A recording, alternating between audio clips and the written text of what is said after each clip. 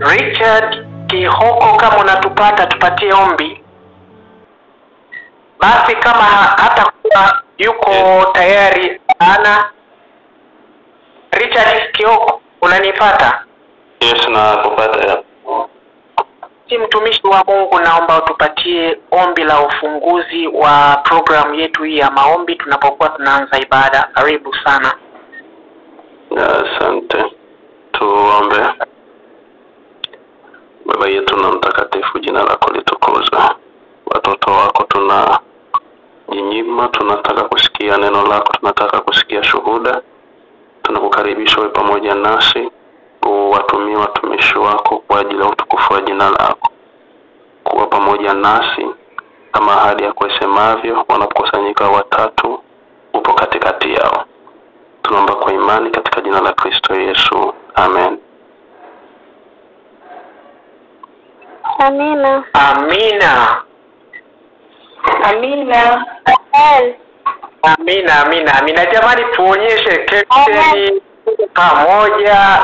Zote hizo zinahitajika hizo, yani kuonyesha kwamba pamoja, naonyesha caption hizo za makopa nini, mambo yanakuwa vizuri, yanaenda kwa utukufu wa Mungu kabisa. Kwa hiyo katika muda huu tena tunapokuwa tunaendelea sasa kwa ombi zuri la ambalo tumebarikiwa na mtumishi wa Mungu Richard Kihoko, ubarikiwe sana. Kipindi hiki ni kipindi cha nyimbo. Sasa namkaribisha Sara kama atakuwa yuko tayari, yuko karibu kwa ajili ya wimbo, namkaribisha awe tayari. Sijajua kama yuko online au yuko tayari. Kama itakuwa active basi karibu sana.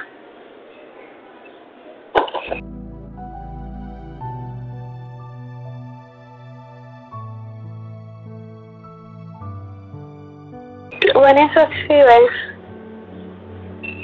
Amina. Amina, amina, amina. Yes. Huyo Selim ni mchanganyikiwe. Amina.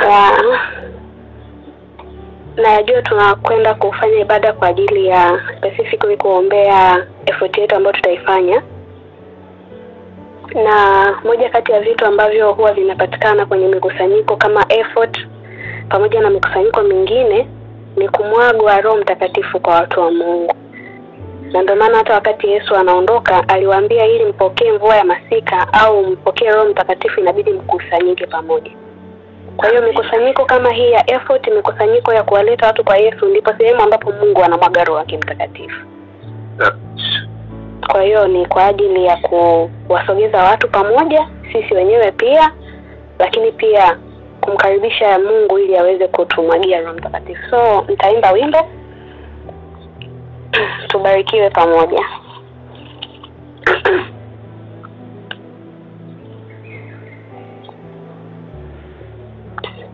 Toka gereza la dhambi, Mungu wa sasa uje kwa Yesu.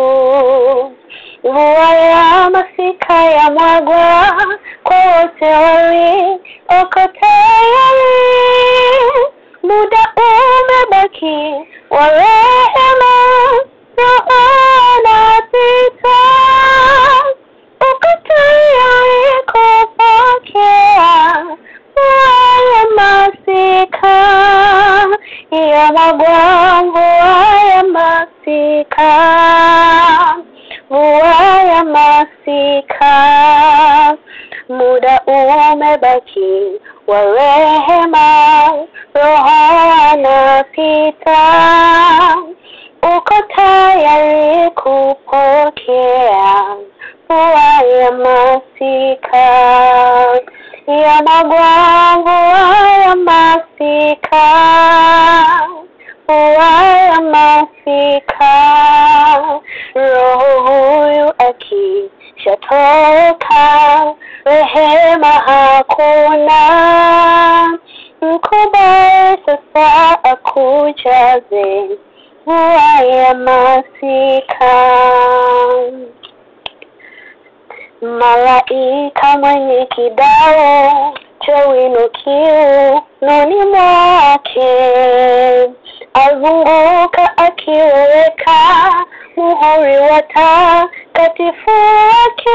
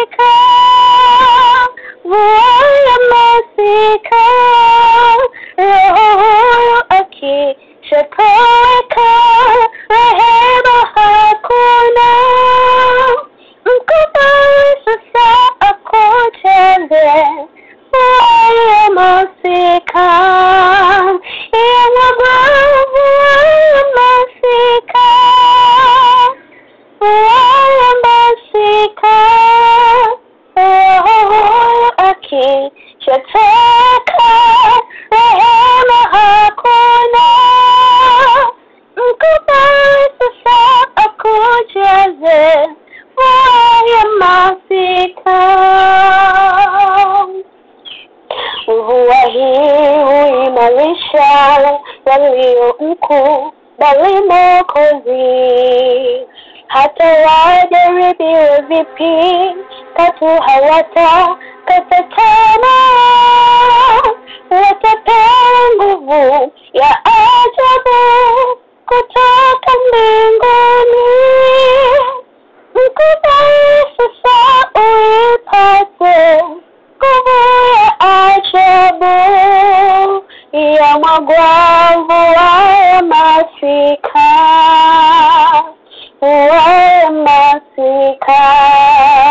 Roho huyu akishatoweka, rehema hakuna. Mkubali sasa akujaze mvua ya masika, ya mwagwavu wa masika, mvua ya masika. Roho huyu akishatoweka, rehema hakuna.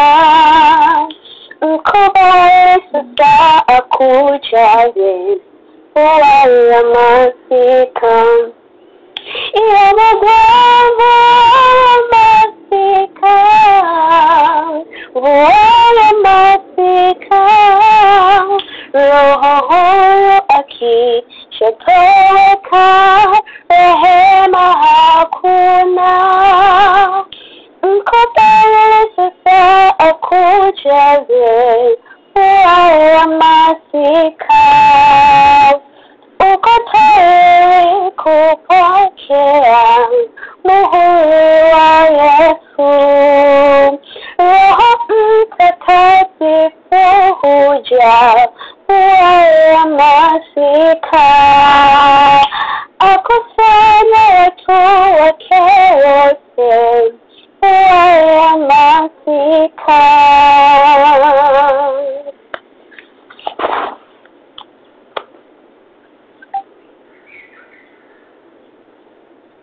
Amina.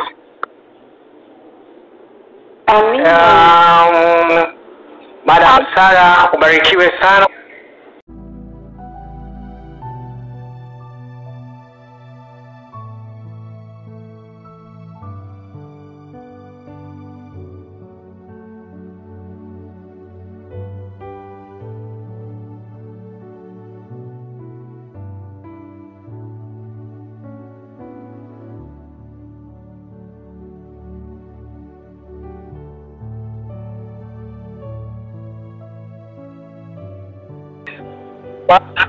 Kipindi ambacho kinafuata kipindi cha ushuhuda. Kama mtu kuna jambo ambalo Mungu amemtendea kwenye maisha yake, Bwana naomba aweze kuitoa, basi hata sisi tuweze kupata kitu. Basi nikaribisha, sijapata chochote. Kama kuna mtu kwamba alikuwa na hiyo, lakini nakuja kwenu sasa, naomba kwamba kama mtu huyo yupo au watu wapo, basi ni muda huu mfupi tukiwa tunamkaribisha mtumishi ambaye ameandaliwa kwa ajili ya neno la uzima. Karibu sana.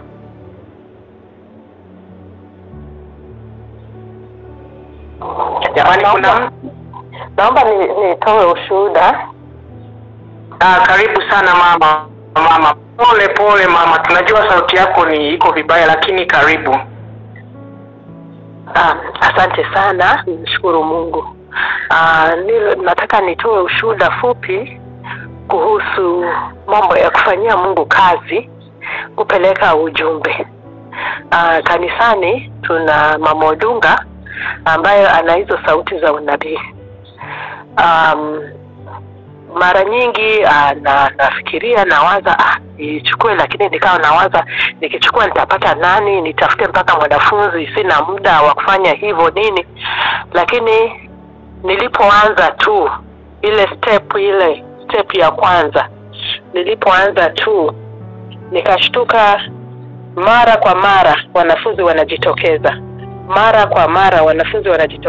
Na mpaka wale ambao nilikuwa nawafundisha wakawa wanaleta wengine. Sasa nina watu 9 kwa ile step ya kuchukua hiyo step ya kwanza. Kwa hivyo tuna effort ya mchango wa hela. Unaweza ukaona mimi sina muda, niko busy, mimi sina hela, sina nini. Chukua step ya kwanza kwa imani na utashangaa Mungu atakavyofanya maajabu. Mungu atafungua njia. Kama ni hela utapata ya kupeleka kule, kama ni muda utapata. Utashangaa umeomba fursa kazini ya kufanya vitu vyako umekataliwa, lakini huyu ukichukua step kwa imani utashangaa unaomba tu unapewa. Kwa hivyo mimi nataka tu kuatia moyo kwamba tuchukue ile step ya kwanza kwa imani. Ni kazi ya Mungu, ni kazi ambayo Mungu ametuachia hapa duniani, na Mungu atafanya kila kitu. Hela tutapata na tutapita, hata goli tutapita kabisa, hiyo goli yetu ya milioni 15. Bwana asifiwe. Asante sana mwenyekiti. Amina. Barikiwe sana mama yetu Ogiro kwa ushuhuda huu mzuri. Kama kuna mtu mwingine anaweza kumalizia kwa muda mfupi sana ili mkaribishe mnenaji.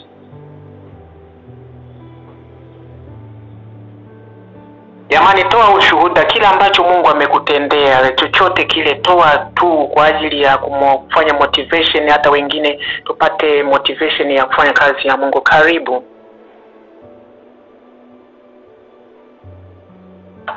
Mimi naomba nitoe ushuhuda. Karibu sana. Nadhani nimeshaitoa ushuhuda, lakini naomba tu niutoe tena. Uzoefu wangu wa effort ya kwa miaka kama 2 iliyopita nilikuwa na effort za TAPE. Mwaka huu ndo sijafanya na nimejielekeza kwenye hii ya vijana. Mimi niliamua kwamba kila mwaka walau niwe nahudhuria, nafanya effort moja kwa mwaka. Niangalie fursa ya kufanya effort, ni wapi wameiandaa. Kama mwingi hawajaandaa, nitafuta TAPE au wapi nishiriki at least kwa wiki 2 au 1 minimum nifanye. Na kitu ambacho naweza nikasema, sijawahi kupoteza muda kwa kwenda kwenye effort. Zaidi kama ninavyosema, Mungu huwa anafanya mambo yangu. Yaani ninapoenda kwenye hizo effort namuona Mungu akinitendea. Na Mungu huwa anafungua njia za kushiriki hizo effort. Kuna wakati nilishai kuenda kwenye, nimejiandikisha kwamba naenda kwenye effort na niko nabukiwa tiketi ya kusafiri naenda Nairobi. Lakini ghafla nikasikia tumecancel tiketi yako, hautakuja maana Kenya hapako vizuri. Na mimi huko kwenye effort nilikuwa niko naendelea mbele. Nilienda hadi Mvomero. Niko kwenye effort. Nawaambia wenzangu kwamba mimi muda wowote nikitumiwa tiketi napanda basi narudi Dar maana nitasafiri. Kwa hiyo nilikuwa nasubiria tiketi ya kwenda ya kusafiri nje ya nchi. Huko niko kwenye effort nafanya kila kitu. Nasema anytime nikipata tiketi napanda basi narudi Dar.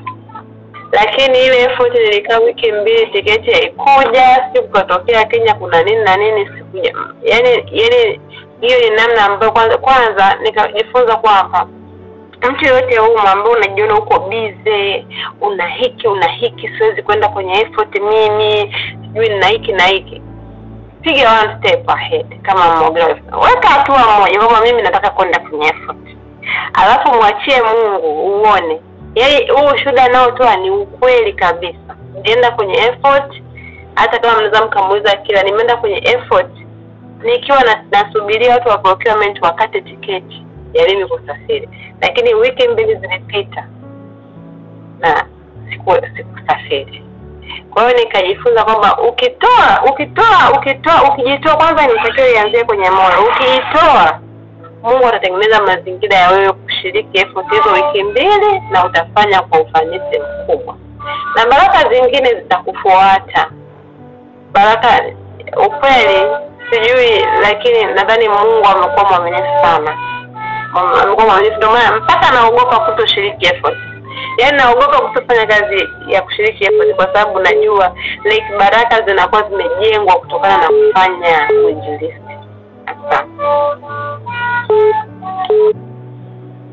Ya Madam Naomi, ubarikiwe sana. Mungu anaangalia nia ya moyo.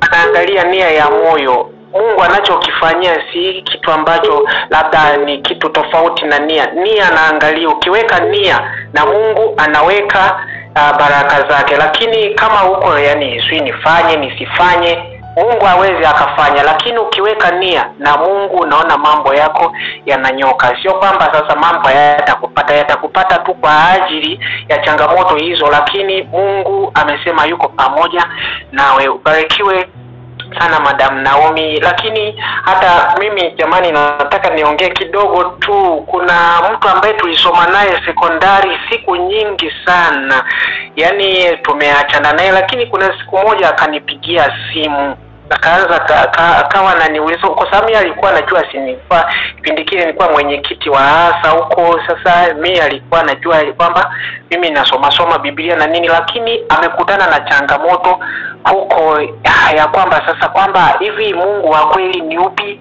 na inakuaje sasa kama ukitaka kujiunga na kanisa, na kanisa alafu huku na mtu una wake wawili, sasa inafanyaje? Na tukiona kabisa kwamba haitakiwi kufanyaje kuingia kanisani ukiwa na wake wawili, mmoja lazima umwache, na nimeshazaa naye watoto, sasa inakuaje? Bana mimi nikamwambia tu kwamba bwana wewe usiwaze kuhusiana na hilo.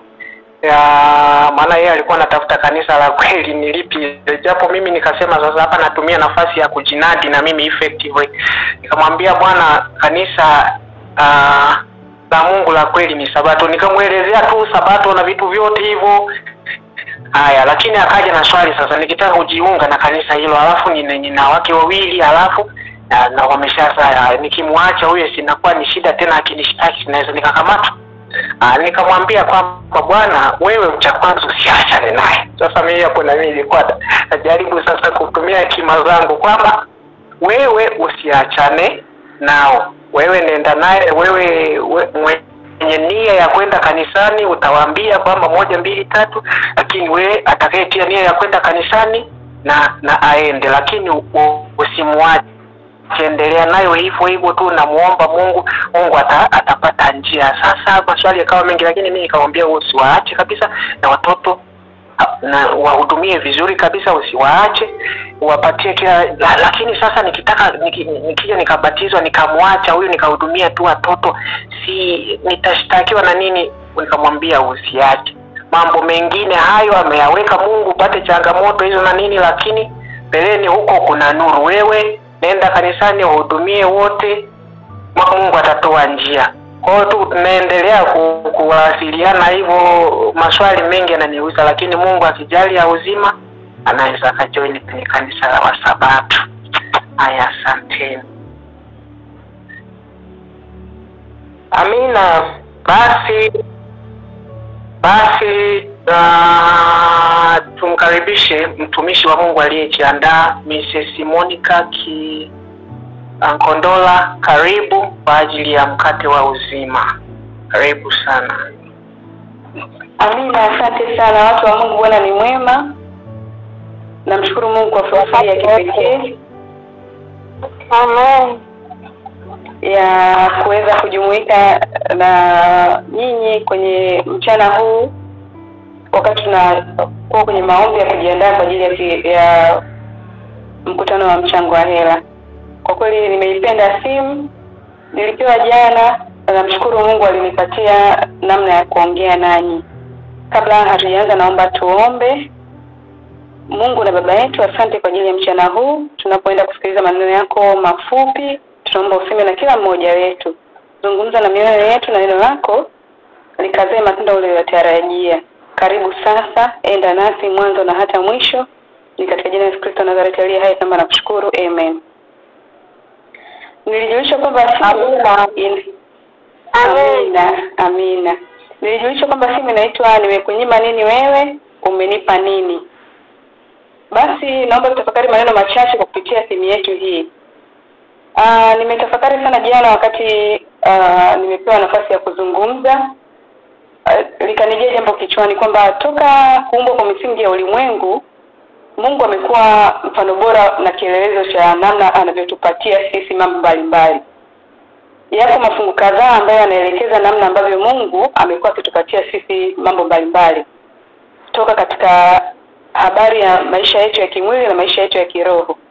Ukiangalia katika Mwanzo 1:29 anasema tazama nimewapa nyinyi kila mche utoao mbegu. Nikasoma Biblia kwa kifupi. Mungu akasema tazama nimewapa nyinyi kila mche utoao mbegu ulio juu ya uso wa nchi yote, pia na kila mti ambao matunda yake yana mbegu vitakuwa ndivyo chakula chenu. Hapa mwanzoni kabisa Mungu aliona iko haja ya kutupatia chakula, na si kwa kweli si chakula tu, hata mahitaji yetu mbalimbali ya kimwili yamewakilishwa hapa. Mungu anaiumba dunia na baada ya kumaliza anatupatia mahitaji yetu yanayotupasa ili kuweza kusurvive. Lakini pia ametupatia hekima na mahusiano naye. Tunapoenda kusoma Yohana 17 mstari wa 8 anasema Yohana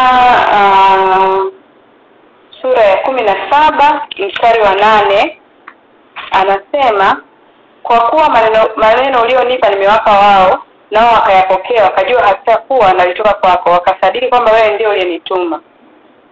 Neno la Mungu ambalo ni mkate wa uzima na uhai wa maisha yetu limeletwa kwetu bure kila siku ili kutupatia hekima ya namna ya kuenenda na watu wake duniani, tuwapo katika kazi zetu, katika kumtumikia yeye, tuwapo katika jamii zetu.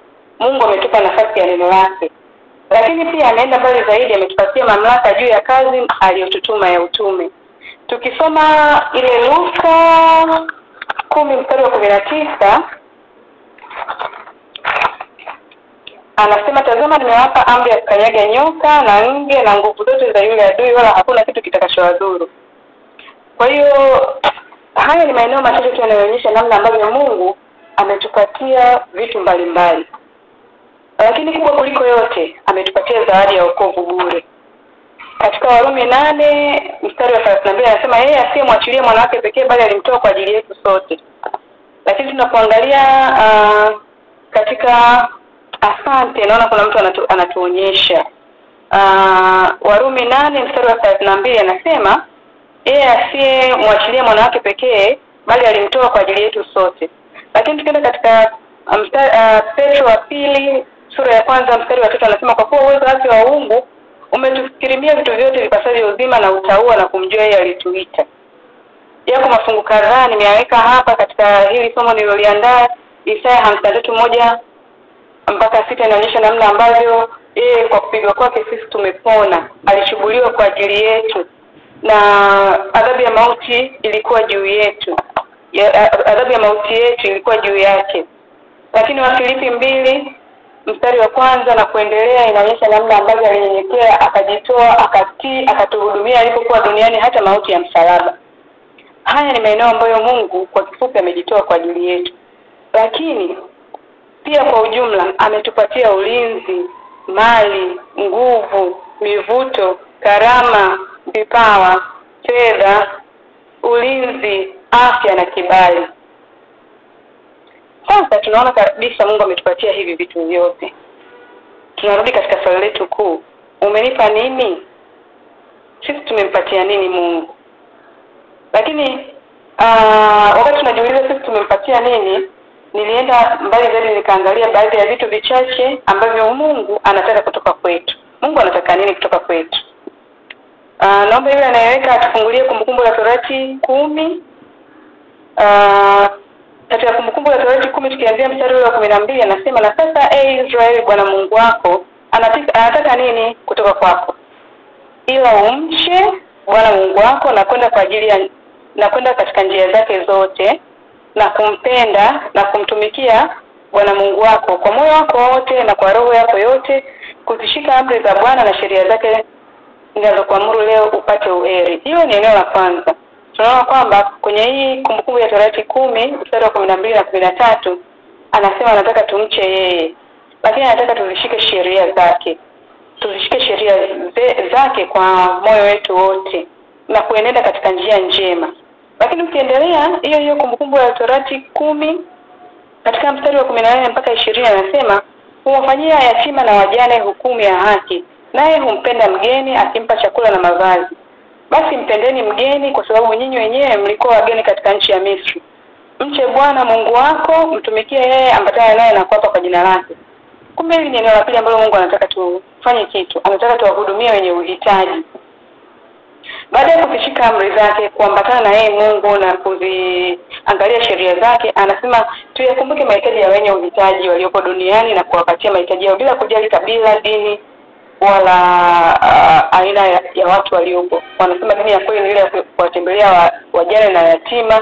Na ukiangalia kwa kweli kwa undani kabisa, hizi ni zile amri 10. Mpende jirani yako, mpende Mungu wako. Zimeainishwa zimekuwa summarized katika Kumbukumbu ya Torati hii 10, 12 na 13, 10, 14 na 20. Sasa tunayo kazi ya effort mbele yetu. Tunao wito wa kwenda kumtumikia Mungu mchango wa hela. Mungu anasema ametupa hivi vitu vyote. Tangu kumbuka msingi wa ulimwengu amekuwa akitupatia, akituhudumia na kutusaidia.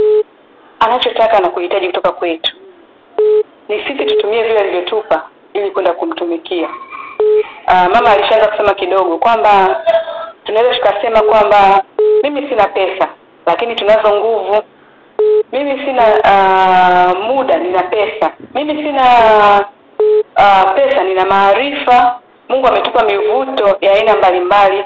Mungu ametupa hekima na maarifa. Wako watu mchango wao ambao wanahitaji kusikia neno la Mungu, lakini wanahitaji kushauriwa kwa habari ya ndoa zao. Wanahitaji kuhudumiwa kwa upendo kwa kutumia nguvu zetu. Wanahitaji kuhudumiwa kwa karama ambazo Mungu ametupatia za uimbaji, za kuweza kukaribisha vizuri, za ualimu. Sisi tunazo karama za ualimu, tumejaliwa wengine kupata master guide na SYL. Tutumie huo muda kufanya hicho kitu kwa ajili yake. Mungu ametupa afya njema, lakini ametupa ujuzi. Wako madaktari, wako watu ambao wanafahamu vitu kuhusu ujasiriamali. Kwa kweli hatutakuwa na excuse kwamba mimi sina cha kutoa. Mungu ametupatia hivi vitu vya aina mbalimbali, vipawa, karama. Ametupa mivuto, ametupa fedha, ametupa maarifa, ametupa afya, ametupa nguvu. Tunaweza hata kwenda kutengeneza matenti wakati wa maandalizi, tukawa tumesimama katika nafasi ile kuhakikisha kwamba tunamsaidia Mungu kufanya kazi pamoja naye, maana ndio wito tulioitiwa. Kwa hiyo niwatie moyo mchana wa leo. Tuko katika mstari sahihi kabisa, na naamini kwa kupitia maneno haya kutoka kwa Mungu, basi tumeshatafakari na tukaona tunayo nafasi ya kufanya kwa sehemu na namna ambavyo Mungu ametujalia. Bila kujali kwamba hatuna fedha, tunaweza tukafanya kitu kingine tofauti ili mradi Mungu akatukuzwa. Mungu awabariki sana. Nashukuru, mbarikiwe sana. Naomba tufunge ninapomaliza somo. Hili somo nimeliandaa pia kwa kuandika. Naomba nitalituma pia kwenye group ya vijana ili wakati ambao wengine hawajaweza kushiriki wapate nafasi ya kusoma. Tuombe. Baba na Mungu wetu, nakushukuru kwa ajili ya haya maneno machache uliyotuambia. Ni kweli kabisa umetupa vingi mno hata hatuwezi kuvihesabu. Hata ulinzi na afya vinatoka kwako. Baba, hata uhai na furaha na amani katika familia zetu vinatoka kwako. Ajira tulizonazo na vyote, maana nchi na mali na vyote vijazavyo na sisi wenyewe ni mali yako. Tusamehe kama kuna mali tulisita, lakini muda huu ambao umetuita na kutukumbusha kwamba tunavyo vingi, tusaidie kuvitumia kwa ajili ya utukufu wako. Tupe nafasi makazini tukapate ruhusa hata kwa siku chache, lakini pia tutakapopata ruhusa tusaidie tukatumike kwa kadri tunavyotuhitaji, kwa kadri ya karama na vitu ulivyoweka ndani yetu na vipawa. Asante kwa sababu ni mwema, lakini pia tusaidie kutumika na familia zetu. Maana Yesu alisema nitakwenda mimi na familia yangu. Basi familia zetu nazo zikashirikishwe katika hili, wakiwemo watoto wetu, ili Baba utukufu ukaonekane. Utakapojitolea watu wako na kuonekana, sifa, heshima na utukufu kurudie wewe. Endelea kwa pamoja nasi katika mfungo huu. Baba, dumisha moyo wako ndani yetu kama vijana. Onekana ili jina lako lipate kutukuzwa. Ni katika jina la Yesu Kristo Nazareti tunaomba na kushukuru. Amen. Amina. Amina.